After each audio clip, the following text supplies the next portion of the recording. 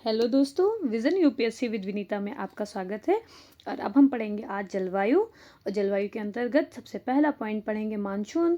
तो मानसून की जलवायु जो है एक दीर्घकालिक शब्द है। अब मानसून जो है ये कैसे बना, कैसे परिवर्तित होता है, भारतीय मानसून के बारे में जितने जो नोट्स पॉइंट हैं और उनसे जो संबंधित क्वेश्चन हैं उन सबको देखेंगे। तो आइए शुरू करते हैं। इसके नोट्स पॉइंट हैं जो पहला हो गया ये हमारा पॉइंट जलवायु, और फिर मानसून पढ़ते हैं। तो इसके नोट्स पॉइंट में मानसून शब्द की उत्पत्ति अरबी भाषा मौसिम शब्द से हुई है, जिसका तात्पर्य मौसम या ऋतु से है। परंपरागत रूप से मानसून का संबंध मौसमी हवाओं में परिवर्तन से है, यानी कि मौसमी हवाएं जो हैं उनमें परिवर्तन है, ये मौसम है।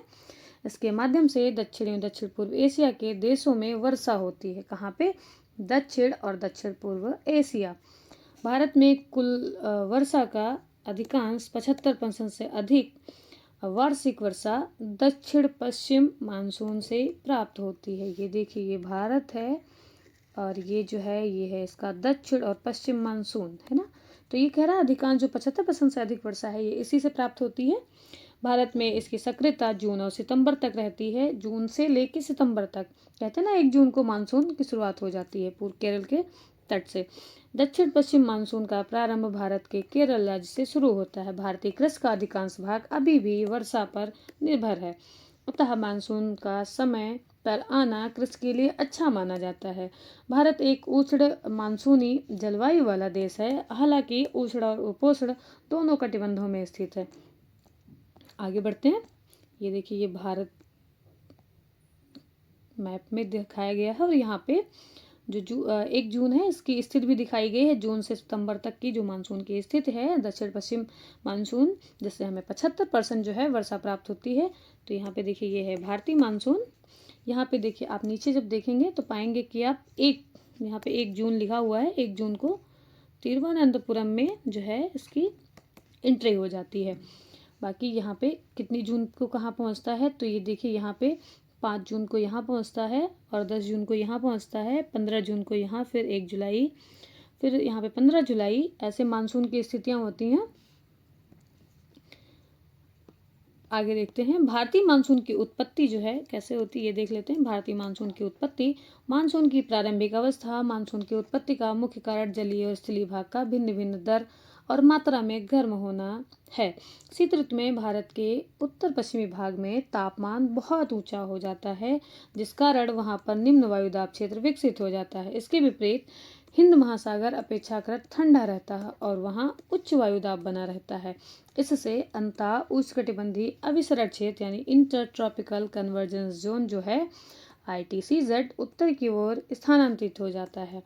अतः उष्णकटिबंधीय अभिसरण क्षेत्र यानी ITCZ विषुवत रेखा के निकट निम्न वायुदाब वाला क्षेत्र है, जहां उत्तरी और दक्षिणी गोलार्धों से व्यापारिक पवनें आकर मिलती हैं। इस क्षेत्र में वायु की ओर उठती हैं, वायु जो है ऊपर की ओर उठती है। कौन से जोन में? जो ये हमारा इक्वेटर वाला जोन है, ये हमारी अर्थ होगी, ये हमारी प्यारी पृथ्वी है। और ये जो इक्वेटर है यहाँ पे जो इधर से हवाएं आती हैं और इधर से जाती हैं, ये ऊपर की ओर उठती हैं। इसके उत्तर की ओर खिसकने से दक्षिण पूर्वी व्यापारिक पवनें 40 से 60 पूर्वी देशांतर के बीच भूमध्य रेखा पार करती हैं और दिशा परिवर्तन के बाद ये दक्षिण पश्चिमी मानसून के रूप में भारत में प्रवेश करती हैं। अतः उष्णकटिबंधीय अभिसरण क्षेत्र यानी ITCZ की स्थिति में परिवर्तन का संबंध हिमालय के दक्षिण भाग में पश्चिमी जेट प्रवाह द्वारा अपनी स्थिति से प्रत्यावर्तन यानी कि अल्टरेशन से भी है। आगे देखते हैं। पूर्वी जेट प्रवाह की उत्पत्ति हिमालय तथा तिब्बत के उच्च स्थलों के ग्रीष्म तापन यानी समर हीटिंग से होती है। इन उच्च स्थलों में हुए विकिरण से क्षोभ मंडल में वायु का दक्षिणावर्ती परिसंचरण यानी क्लॉकवाइज सर्कुलेशन है आरंभ हो जाता है और वायु राशि 2 दिशाओं में चलने लगती है। इन धाराओं में एक भूमध्य रेखा की ओर बहने लगती है, जिसे पूर्वी जेट प्रवाह के नाम से जाना जाता है। पश्चिमी जेट प्रवाह ग्रीष्म ऋतु में मध्य एशिया के ऊपर बहती है। भारतीय जलवायु पर हिमालय जो हमारी उत्तरी सीमा रक्षक बना हुआ है, हिमालय तिब्बत का बहुत गहरा प्रभाव पड़ता है। भारत में मानसून पवनों की उत्पत्ति है वह हिमालय और मध्य एशिया के ग्रीष्म तापन तथा भूमध्य रेखीय द्रोणी के ऊपर की ओर स्थानांतरण के संयुक्त प्रभाव का परिणाम है। मानसूनी वर्षा निरंतर नहीं होती, इसके वर्षा काल में अंतराल पाया जाता है। भारत के उत्तरी मैदान में बंगाल की खाड़ी से उत्पन्न होने वाले उष्णकटिबंधीय चक्रवात वर्षा करते हैं, जबकि पश्चिमी तटीय में भाग में वर्षा दक्षिण पश्चिमी मानसून द्वारा होती है। भारत के पश्चिमी तट पर वर्षा की गहनता समुद्र से दूर हटने वाली मौसमी दशाओं तथा पूर्वी अफ्रीका के तट के साथ भूमध्य रेखा जेट प्रवाह की स्थिति पर निर्भर करती है। बंगाल की खाड़ी से उठने वाले उष्णकटिबंधीय चक्रवातों की संख्या तथा उनका मार्ग अंतः उष्णकटिबंधीय अभिसरण यानी ITCZ की स्थिति पर निर्भर करते हैं। इसे मानसून द्रोणी कहते हैं। मानसून में विच्छेद, ब्रेक इन द मानसून।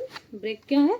जब मानसून पवनें 2 सप्ताह या इससे अधिक समय या अवधि के लिए वर्षा करने में असफल रहती हैं तो वर्षा काल में शुष्क दौर आ जाता है। इसे मानसून का विच्छेद यानी टूट गया है, यानी कि कुछ समय तक के लिए वर्षा जो है रुक गई है।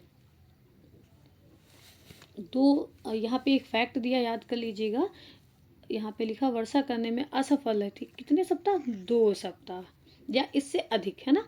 मानसून विच्छेद का प्रमुख कारण उष्णकटिबंधीय चक्रवातों में कमी आना या भारत में अंतः उष्णकटिबंधीय अभिसरण क्षेत्र की स्थिति में परिवर्तन आना है। मानसून का प्रत्यावर्तन क्या होता है एक बार देख लेते हैं। The retreat of the monsoon, तो ये है रिट्रीट में क्या है? मानसून का प्रत्यावर्तन दक्षिण पश्चिमी मानसून भारत के उत्तर पश्चिमी भाग में 1 सितंबर को लौटना शुरू कर देता। देखिए ये हमारा प्यारा भारत है और ये इसका हो गया उत्तर पश्चिमी क्षेत्र। ये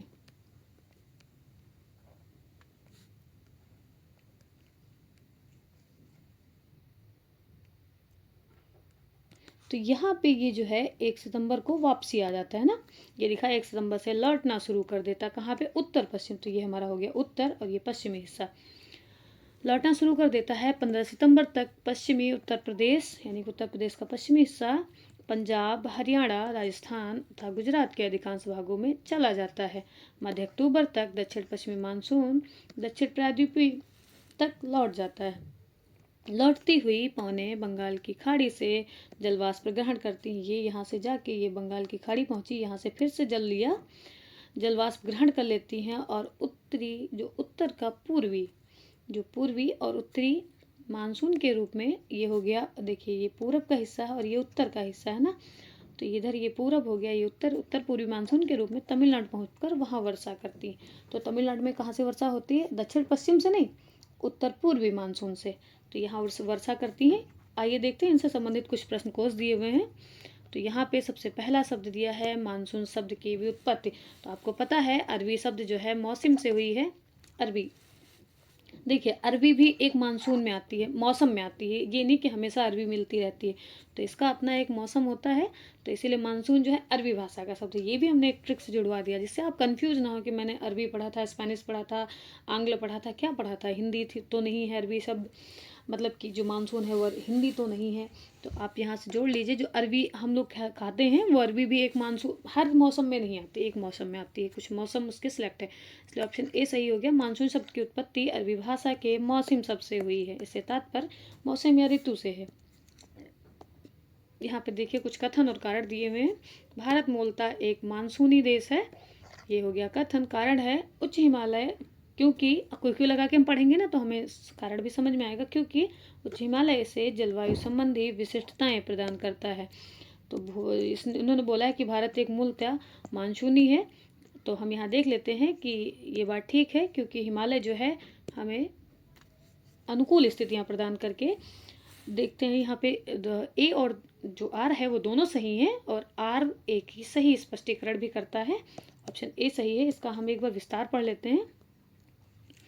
भारत मूलतः मानसूनी देश है। यहाँ की जलवायु में मानसूनी जलवायु की लगभग सभी विशेषताएं पाई जाती हैं, अतः कथन ए सही है। हिमालय जो है पर्वत भारतीय जलवायु को इस मायने में विशेषताएं प्रदान करता है क्योंकि यह मानसूनी हवाओं के लिए भौतिक अवरोध उत्पन्न करता है, जिसके फलस्वरूप भारत में मानसूनी हवाओं का पूर्णतः प्रसार संभव हो पाता है और मानसून की भरपूर वर्षा हो पाती है।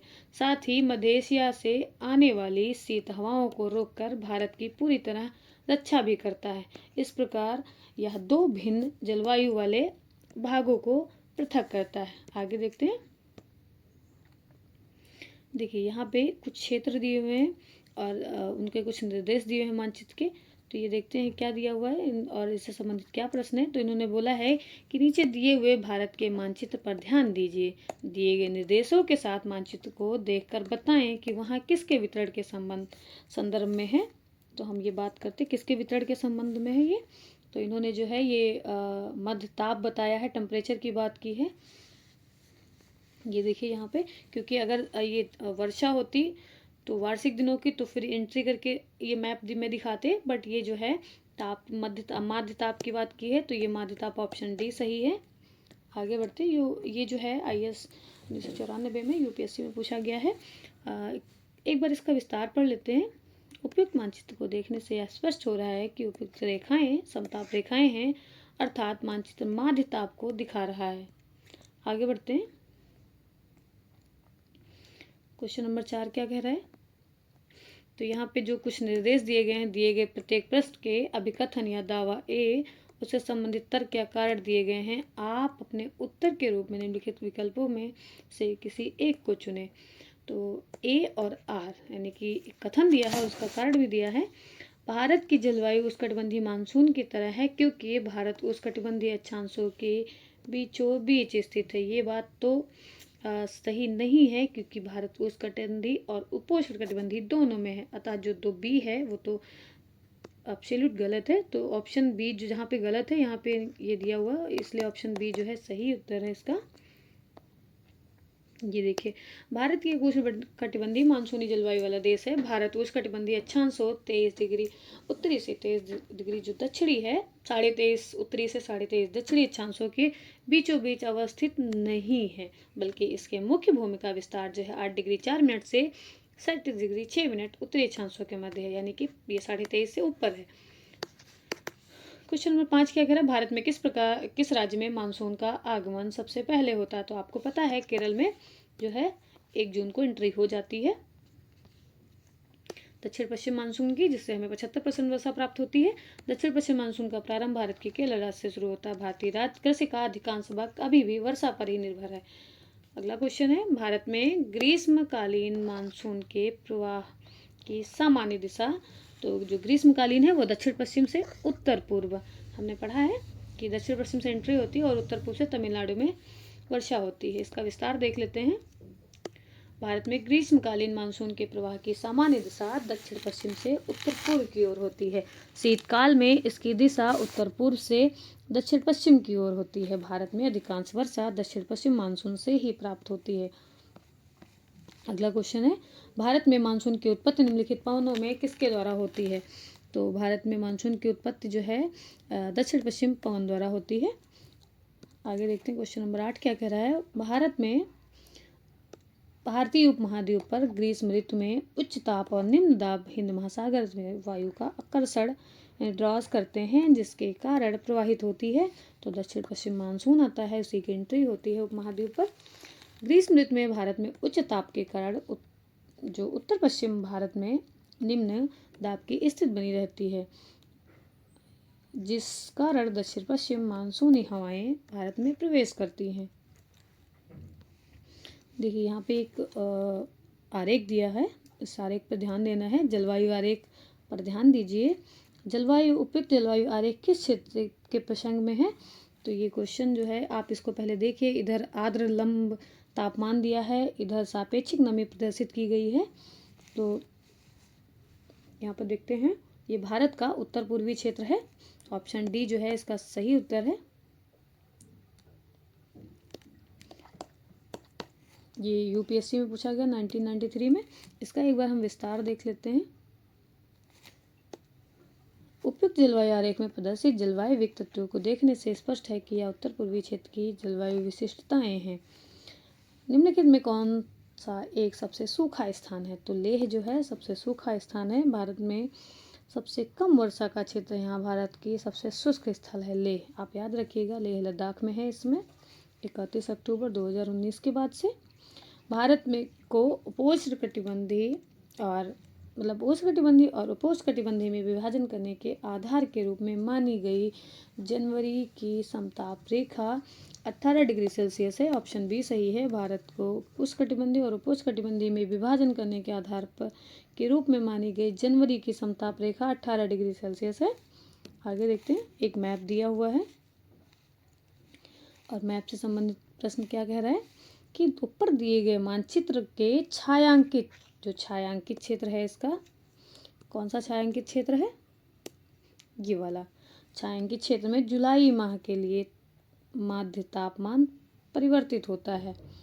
तो इसके जो ऑप्शन है कहाँ से कहाँ तक परिवर्तित होता है ये बताना है आपको। तो जुलाई माह का ध्यान देना है, यहाँ पे जुलाई माह के लिए पूछा है इसने माध्य तापमान। तो ये जो ऑप्शन है 25 से 27 डिग्री सेल्सियस यानी 27.5 के बीच होता है। ये यूपीएससी 2001 का क्वेश्चन है। मानचित्र में प्रदर्शित छायांकित क्षेत्र जुलाई माह के लिए 25 से 27.5 डिग्री सेल्सियस माध्य तापमान में परिवर्तित को दर्शाया गया है। क्वेश्चन नंबर 13 है कि भारत के किस भाग में सर्वाधिक दैनिक तापांतर पाया जाता है। तो ये राजस्थान के मरुस्थलीय क्षेत्रों में है, वहाँ पे दैनिक तापांतर की बात की है। तो दैनिक तापांतर में दिन ज़्यादा गर्म रातें ज़्यादा ठंडी, जो अंतर होता है वो दैनिक तापांतर है। भारत में राजस्थान के मरुस्थलीय क्षेत्रों में सर्वाधिक दैनिक तापांतर पाया गया है। यहाँ का तापमान सामान्य रूप से दिन की अपेक्षा रात में कम होता है। दैनिक तापांतर मरुस्थलीय जलवायु की विशेषताओं में से एक होता है। आगे पढ़ते हैं, क्वेश्चन नंबर 14 क्या कह रहा है। तो ये है तमिलनाडु के मानसून के सामान्य महीने कौन से हैं। तो ये हमें पता है, तमिलनाडु में जो रिट्रेटिंग मानसून होता है वो वर्षा करता है, जिसको उत्तर पूर्वी मानसून कहते हैं। तो ये नवंबर से दिसंबर में करता है, क्योंकि वो सितंबर में शुरू होता है वापसी। आगे देखते हैं, इसका विस्तार पढ़ लेते हैं। अक्टूबर से दिसंबर माह के मध्य दक्षिण भारत में उत्तर पूर्व मानसून का मौसम रहता है, जो मुख्य रूप से आंध्र प्रदेश, रायलसीमा, तमिलनाडु में सक्रिय रहता है। यही तमिलनाडु की मुख्य वर्षा वाली अवधि होती है। उल्लेखनीय है कि इसी मानसून के समय 26 दिसंबर 2004 को तमिलनाडु के तटीय क्षेत्रों में सुनामी आई है। अतः कथन जो है डी होगा। क्वेश्चन नंबर 15 क्या कह रहा है। भारतीय मानसून मौसमी विस्थापन से इंगित है, जिसका कारण है कि स्थल और समुद्र का विभेदितापन। ये मौसमी विस्थापन से इंगित है ना भारतीय मानसून। तो ये जो है स्थल और समुद्र की जो विभेदितापन है उसकी वजह से इसकी स्थिति ऐसी है। एक बार हम इसका विस्तार पढ़ेंगे तो हमें समझ में बहुत अच्छा आएगा। भारतीय मानसून मौसमी विस्थापन वाला है, जिसकी दिशा 6 माह तक जाड़े में उत्तर पूर्व से दक्षिण पश्चिम तथा शेष 6 माह ग्रीष्म में दक्षिण पश्चिम से उत्तर पूर्व रहती है। इन मानसूनी हवाओं की उत्पत्ति तापक्रम में भिन्नता के कारण या अन्य किसी कारण से इस पर पर्याप्त मतभेद है। इसके लिए 2 संकल्पनाओं का प्रतिपादन किया गया है। 2 संकल्पनाएं कौन सी है, एक तो तापीय संकल्पना है और दूसरी नवीन संकल्पना। तापी में क्या है, तापीय संकल्पना अर्थात मानसून की उत्पत्ति स्थल और जल के असमान संगठन अथवा उनके गर्म और ठंडा होने के विरोधी स्वभाव के कारण अर्थात इस पर सूर्य के उत्तरायण और दक्षिणायण होने के पर्याप्त प्रभाव हैं। नवीन संकल्पना के अनुसार मानसूनी हवाओं की उत्पत्ति वायुदाब और हवाओं की पेटियों के खिसकाव के कारण होती है। यह संकल्पना का पहली बार प्रतिपादन फ्लोन नामक विद्वान ने किया था। जो नवीन संकल्पना है वो फ्लोन ने दी है। अगले देखते हैं, दक्षिण भारत में उत्तरी भारत की ओर मानसून की अवधि घटती है।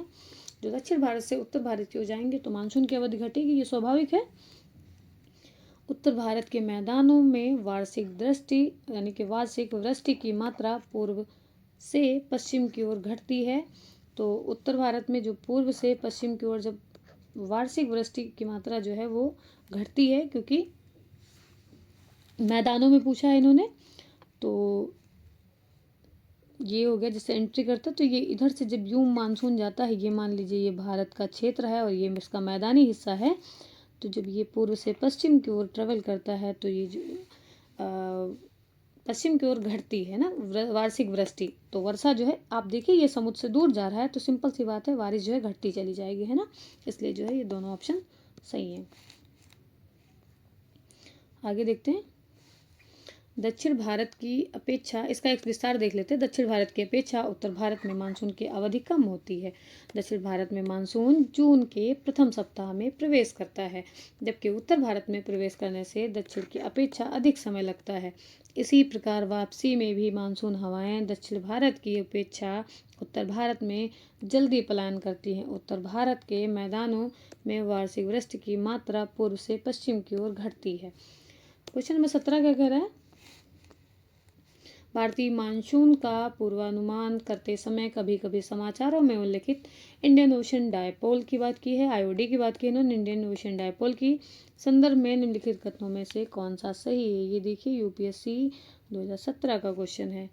तो इंडियन ओशन डायपोल परिघटना उष्णकटिबंधीय पश्चिमी हिंद महासागर एवं उष्णकटिबंधीय पूर्वी प्रशांत महासागर के बीच सागर पृष्ठ तापमान के अंतर को विच्छेदित करती है। तो मैं आपको बता दूं ये पश्चिमी हिंद महासागर तथा पूर्वी हिंद महासागर या अरब सागर वाले हिस्से में है, ना कि ये हिंद महासागर की ही दोनों स्थितियां हैं। यहाँ पे पूर्वी प्रशांत महासागर नहीं आएगा, इसलिए ऑप्शन एक गलत हो गया। इंडियन ओशन डायपोल परिघटना मानसून पर एल नीनो के असर को प्रभावित कर सकती है। तो कर सकने की बात पूछिए तो वैसे भी एल नीनो या ला लीना दोनों ही प्रभावित करते हैं मौसम को। तो जो है ऑप्शन बी सही है। आगे बढ़ते हैं। इसका हम एक बार जो विस्तार पढ़ लेंगे और क्लियरिटी आएगी। इंडियन ओशन डायपोल की को भारतीय नीनो के नाम से भी जाना जाता है। यह समुद्री सतह के तापमान के अनियमित दोहन का परिणाम है। इसमें पश्चिमी हिंद महासागर का तापमान प्रकारांतरण, मतलब इन्होंने बोला है प्रकाश का जो अंतरण है उस तापमान में जो अंतरण है पूर्वी हिंद महासागर की अपेक्षा गर्म एवं ठंडा हो जाता है, पश्चिमी वाला हिस्सा ना। अतः कथन एक गलत है। परिघटना मानसून पर एल नीनो के असर को प्रभावित कर सकती है, दूसरा सही है। आगे बढ़ते हैं।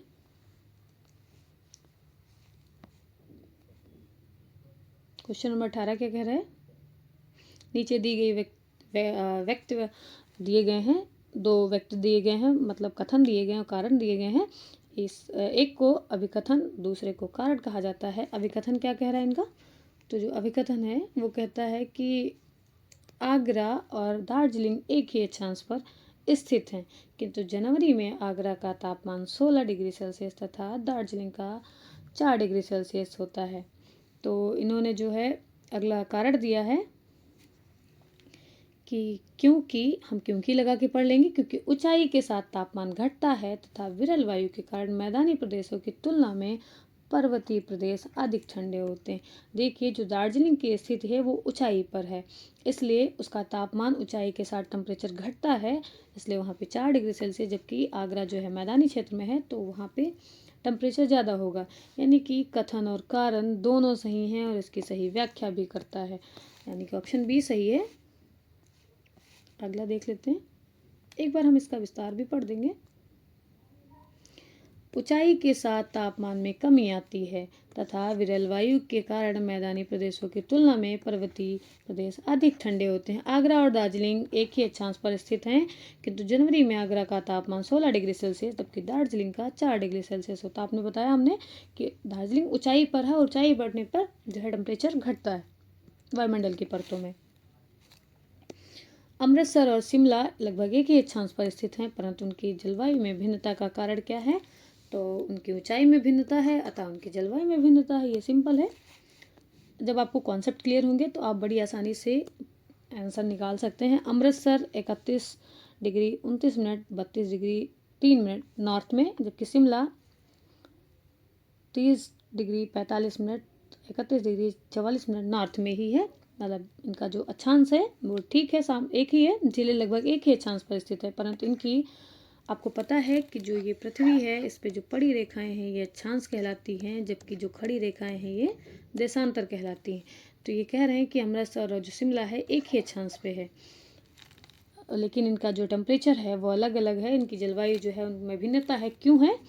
तो भिन्नता का कारण उनकी ऊंचाई में भिन्नता का होना है। अमृतसर की समुद्र तल से ऊंचाई लगभग 175 से 200 मीटर, जबकि शिमला की ऊंचाई जो है 300 से 6000 मीटर। क्षोभमंडल में ऊंचाई बढ़ने के साथ तापमान में गिरावट आती है। आपको पता है ये बात बहुत सिंपल है कि हाँ, ऊंचाई में वायुमंडल की जो परतें हैं ऊंचाई बढ़ने पर उनके जो टेम्परेचर है वो घटता है क्षोभ मंडल में। आगे देखते हैं क्वेश्चन नंबर 20 है, निम्नांकित में कौन सी एक प्रकार की जलवायु का छत्तीसगढ़ राज्य में फैलाव पाया जाता है। तो आर्द्र दक्षिण पूर्व जो है वो कौन से छत्तीसगढ़ में इन्होंने पूछा राज्य में फैलाव है, तो आर्द्र है, फिर दक्षिणी है, फिर पूर्व है। तो ऑप्शन ए सही है। देखते हैं इसको कि भारत के, एक बार इसका विस्तार देख लेते हैं। भारत में विस्तृत विभिन्न जलवायु क्षेत्रों में आर्द्र दक्षिण पूर्व के अंतर्गत पश्चिम बंगाल, छोटा नागपुर, ओडिशा, पठार, दक्षिणी छत्तीसगढ़ और उत्तर पूर्वी आंध्र प्रदेश सम्मिलित है। कौन से में? आर्द्र दक्षिणी पूर्व में। आर्द्र भी है, दक्षिणी और पूर्व है। उपाद्र संक्रमणीय के अंतर्गत मध्य गंगा मैदान, पूर्वी उत्तर प्रदेश और पश्चिमी बिहार का भाग है। उपाद्र तटीय के अंतर्गत कोरोमंडल तट का क्षेत्र आता है। उपाद्र महाद्वीपीय जलवायु क्षेत्र का विस्तार ऊपरी गंगा मैदान में है। निम्नांकित क्षेत्रों में कौन सा क्षेत्र मानसून की अरब सागर शाखा से अधिक प्रभावित नहीं होता है। तो हम देख लेते हैं ऑप्शन डी जो है, छत्तीसगढ़ का बेसिन जो है अरब सागर मानसून से प्रभावित नहीं होगा। वो वहाँ से पर्याप्त दूरी की वजह से भी हो सकता है। आगे देखते हैं, इसका विस्तार देख लेते हैं एक बार। तो ये है छत्तीसगढ़ बेसिन मानसून की अरब सागर शाखा से अधिक प्रभावित नहीं होता क्योंकि अरब सागर से उठने वाला मानसून पश्चिमी घाट से टकराने के बाद दो शाखाओं में विभक्त हो जाता है। पहली शाखा अरावली के समानांतर चलते हुए उत्तर भारत तक चली जाती है। दूसरी शाखा विंध्य पर्वत से टकराने के बाद गुजरात, मध्य प्रदेश तथा पश्चिमी छत्तीसगढ़ के क्षेत्रों में वर्षा करती है। अतः स्पष्ट है कि छत्तीसगढ़ बेसिन अरब सागर मानसून से प्रभावित नहीं होता है। आगे देखते हैं, निम्नलिखित स्थानों में से कहाँ पर आर्द्र जलवायु का अनुभव होता है। तो आर्द्र जलवायु का अनुभव कहाँ होता है? एक तो कोच्चि हो गया और तेजपुर, है ना। तो ये जो है ये आर्द्र जलवायु की बात कर रहे हैं। ऑप्शन डी जो है इसका सही हो गया, 2 और 4। कोच्चि और तेजपुर में अधिक आर्द्र जलवायु का अनुभव होता है क्योंकि यहाँ वर्षा अधिक होती है। 2021 में कोच्चि में 3931.9 mm, एर्नाकुलम और अहमदाबाद में 598.8 mm, लुधियाना में 724.7 mm तथा तेजपुर में 1402.7 mm सोनीतपुर के पास वर्षा हुई थी। अतः स्पष्ट है कि कोच्चि और तेजपुर में अन्य स्थानों की अपेक्षा अधिक वर्षा होती है। यहाँ वर्षा वर्ष के कई महीनों में होती है, अतः आर्द्र जलवायु का यहाँ अनुभव किया जा सकता है। आर्द्र जलवायु में क्या होता है? हल्का सा गीलापन महसूस होता है, चिपचिपी सी गर्मी भी होगी तो चिपचिपी सी। मानसून का निवर्तन इंगित होता है। तो मानसून का निवर्तन क्या है? साफ आकाश से, ठीक है, बंगाल की खाड़ी में अधिक दाब परिस्थिति से, स्थल पर तापमान के बढ़ने से। तो ये ऑप्शन तीनों सही हैं। ये मानसून का यानी रिट्रेटिंग मानसून के ये जो है क्या कहते हैं कि रिट्रेटिंग मानसून की स्थितियाँ दिखाता है। ऐसी स्थिति में रिट्रेटिंग मानसून जब आता है तो ऐसी स्थितियाँ बनी होती हैं। एक बार इसका विस्तार देख लेते हैं। उत्तरी भाग में जब मानसून लौटने लगता है तो प्रारंभ में तापमान थोड़ी सी वृद्धि होती है। मानसून के लौटने के साथ साथ उत्तर पश्चिम में विस्तृत निम्न दाब क्षेत्र बंगाल की खाड़ी की ओर बढ़ने लगता है। इस समय आकाश स्वच्छ हो जाता है। अगला क्वेश्चन देखते हैं। क्वेश्चन नंबर 24 है कि पूरे वर्ष 30 डिग्री नॉर्थ से 60 डिग्री साउथ अक्षांशों के बीच बहने वाली हवाएं पछुआ हवाएं कहलाती हैं। तो यहाँ पे आपको ध्यान रखना है कि 30 डिग्री नॉर्थ से 60 डिग्री नॉर्थ ही होगा, साउथ नहीं, है ना। तो ये पहला गलत हो गया। भारत के उत्तर पश्चिमी क्षेत्र में शीतकालीन वर्षा लाने वाली आर्द्र वायु संहिताएं यानी कि मॉइस्ट एयर मासेस पछुआ पवनों के भाग हैं। इसका एक बार हम अगला पॉइंट देख लेते हैं। तो इसका जो ऑप्शन होगा वो बी सही है, मॉइस्ट तो लाती है। कौन सी है? उत्तर पश्चिमी क्षेत्र में जो ये शीतकालीन वर्षा है। आपने देखा होगा कि रिट्रेटिंग मानसून की बात करें, शीतकालीन वर्षा लाने वाली आर्द्र वायु संहिताएं जो हैं वो मॉइस्चर पछुआ पवनों के भाग हैं। ये बात ठीक है, इसलिए हम आगे देखते हैं। ऑप्शन बी जो है ये सही है।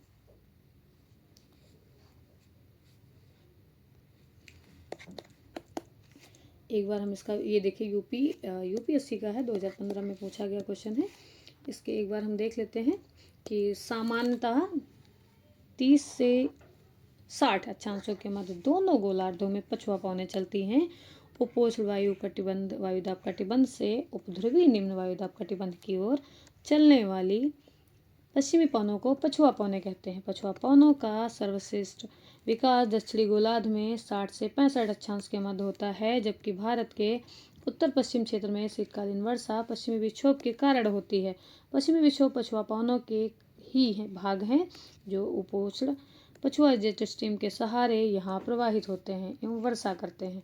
आगे देखते हैं इंटर ट्रॉपिकल कन्वर्जेंस जोन यानी कि ITCZ।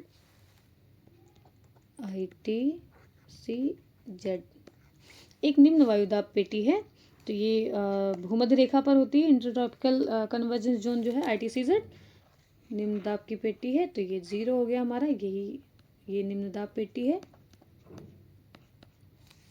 ऑप्शन डी जो है सही उत्तर है। इसका विस्तार देख लेते हैं। Inter tropical convergence zone ITCZ यह अंत उष्णकटिबंधीय अभिसरण क्षेत्र विषुवतीय यानी भूमध्य रेखीय अक्षांशों में विस्तृत गर्त एवं निम्न दाब का क्षेत्र होता है। यहीं पर उत्तर पूर्वी एवं दक्षिण पूर्वी व्यावसायिक पवनें आपस में मिलती हैं। यह अभिसमय क्षेत्र विषुवत वृत्त एवं भूमध्य रेखा के लगभग समानांतर होता है, लेकिन पूर्व की आभासी गति के साथ साथ यह उत्तर या दक्षिण की ओर खिसकता है। अतः ऑप्शन डी जो है इसका सही उत्तर है। राजस्थान में मई जून महीने में उत्पन्न होने वाली धूल भरी आंधियों के लिए क्या उत्तरदायी है? तो इन्होंने बोला है कुछ स्थानों पर संवहनी धाराओं की उत्पत्ति होती है, तो ये बात ठीक है। अरावली पहाड़ियाँ दक्षिण पश्चिम हवाओं के समानांतर होती हैं, तो ये गलत है। दक्षिण पश्चिम हवाओं के समानांतर होने की वजह से धूल भरी आंधियों की उत्तरदायी नहीं है। अति तीव्रगामी पूर्वी हवाओं की उत्पत्ति, तो यह भी ठीक नहीं है। ऑप्शन जो ए है वो इसका ऑप्शन खाली एक जो है वो सही उत्तर है, जो ऑप्शन डी में दिया हुआ है। आगे देखते हैं। एक बार इसका हम विस्तार पढ़ लेते हैं।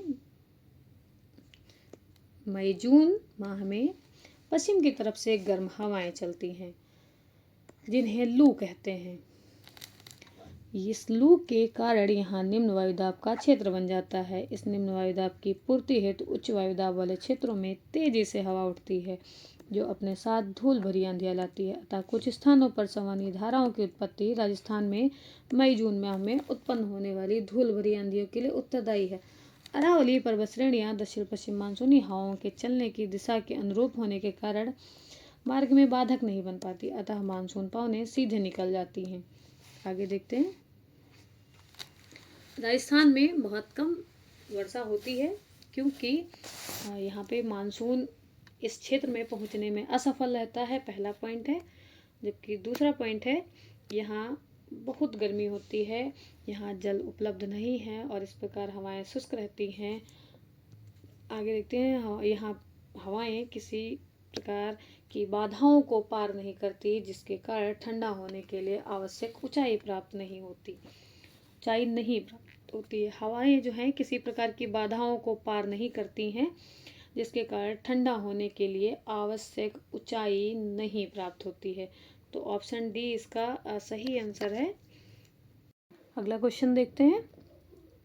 यहाँ पे 28 नंबर, निम्न ऋतुओं को भारतीय कैलेंडर के अनुसार कालानुक्रम व्यवस्थित कीजिए। तो शरद, ग्रीष्म, वसंत और वर्षा। तो यहाँ पे जो है सबसे ऑप्शन बी जो है सही है, क्योंकि सबसे पहले आएगी शरद, फिर गर्मी, फिर वर्षा, और वर्षा लाती है ठंडी को। तो इसलिए ऑप्शन बी जो है इसका सही उत्तर है। आगे बढ़ते हैं। देखिए यहाँ पे NCERT के अनुसार भारतीय परंपरा के अनुसार वर्ष को द्वैमासिक 6 ऋतुओं में बांटा गया है। 2-2 माह की 6 ऋतुएं हैं। तो यहाँ पे वसंत है, फिर गर्मी, फिर वर्षा, फिर शरद, फिर हेमंत और शिशिर। शिशिर सबसे लास्ट में है, और ये जो है इसके हिंदी महीने के अनुसार दिए हुए हैं। चैत्र है, वैशाख, ज्येष्ठ, आषाढ़, श्रावण, भादो और अश्विन, कार्तिक, मार्गशीर्ष, पौष, माघ और फाल्गुन। फाल्गुन जो है इसका लास्ट महीना होता है। आगे देखते हैं। ये NCERT के अनुसार है। कोपेन ने भारत के विशाल मैदान की जलवायु के लिए निम्नलिखित में से कौन से शब्दों का प्रयोग किया है? तो उन्होंने CWG का यानी कि जलवायु विशाल मैदान के लिए CWG ऑप्शन सी का प्रयोग किया है। कोपेन ने भारतीय विशाल मैदान की जलवायु के लिए CWG शब्द का प्रयोग किया है। इसका तात्पर्य शुष्क शीत वाला मानसून, कोल्ड वेदर बोल सकते हो अगर आपको रिलेट करना चाहें तो। कोल्ड शुष्क शीत वाला, जो कौन सा मैदान है वो शुष्क शीत वाला मानसून प्रकार की जलवायु होती है। आगे बढ़ते हैं। क्वेश्चन नंबर 30 है, कोपेन की जलवायु वर्गीकरण के अनुसार निम्न में से कौन सा उत्तरी बंगाल सहित उत्तर पूर्व भारत का उपयुक्त वर्णन है। तो ऑप्शन डी जो है इसका सही है, शुष्क सर्दी सहित आर्द्र उपोष्ण जलवायु। ये CWG मैदानी क्षेत्रों में भी था और ये शुष्क सर्दी सहित आर्द्र उपोष्ण जलवायु कोपेन के अनुसार, यानी कि ऑप्शन डी जो है इसका सही है। कोपेन की जलवायु वर्गीकरण के अनुसार उत्तरी बंगाल सहित उत्तर पूर्वी भारत का वर्णन शुष्क सर्दी सहित आर्द्र उपोष्ण जलवायु करता है। आगे देखते हैं कोपेन की जलवायु। देखिए ये जो कोपेन के जो नियम है, जलवायु के नियम जो हैं, वर्गीकरण जो है, इसको आप एक बार अच्छे से देख के कॉन्सेप्ट क्लियर कर लीजिएगा, फिर आप बड़ी आसानी से इसके उत्तर जो है निकाल सकते हैं। तो कोपेन के जलवायु वर्गीकरण के अनुसार उत्तर बिहार के जलवायु किससे प्रदर्शित की जा सकती है। तो ये CWG का ये मैदानी क्षेत्र है, तो सेम वही है, ऑप्शन ए सही है इसका। कोपेन के जलवायु वर्गीकरण के अनुसार उत्तर बिहार की जलवायु CWG से प्रदर्शित की जा सकती है। आगे हम जो है आगे इससे संबंधित आगे जो है हम नेक्स्ट टॉपिक पढ़ेंगे जो वर्षा होगा। और अगर आपको अच्छा लगा हो तो वीडियो जो शेयर करिए तथा सब्सक्राइब करिए लोगों को, और शेयर करिए, आप जो स्वयं है वो सब्सक्राइब करें। और देखने के लिए आपका धन्यवाद।